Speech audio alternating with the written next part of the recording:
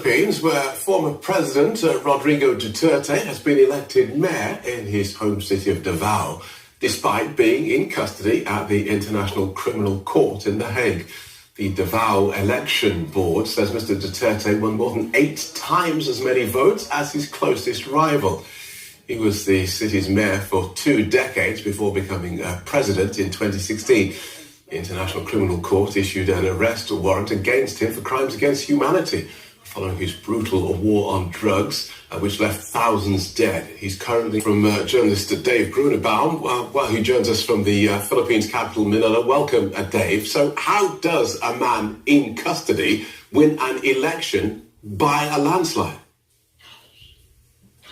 Well, to his supporters back in his hometown, Davao City, he's just a legend who cracked down on crime, who cleaned up the streets. They will tell you that before he came into office as mayor, there was just so much drugs and crime all over the city that he took the drug lords on directly and cleaned up the streets. That's why they love him.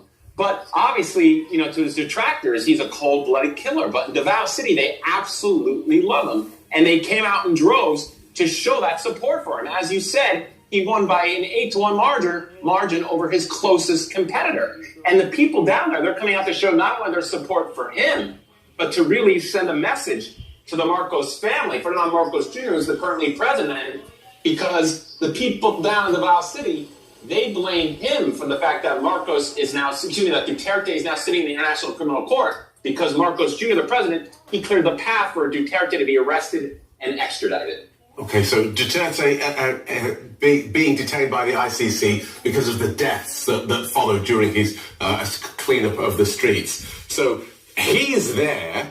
Who runs Davao while he's in jail in the Netherlands?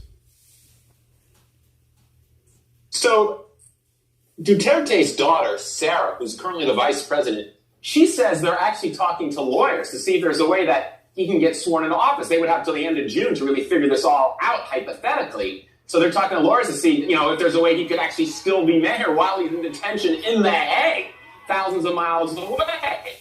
But I spoke to several political analysts and lawyers here today who tell me there's just no way that's going to happen. That if the Dutertes really tried to make that happen, that it would be challenged in court ahead of time, and that the courts would never allow that to happen. Assuming that's correct, and that would be the case, what happens is that the vice mayor assumes the responsibilities, and that means it would go to Rodrigo Duterte's son, Sebastian, so it would just stay in the family. Okay, really is a family business there. And you mentioned that the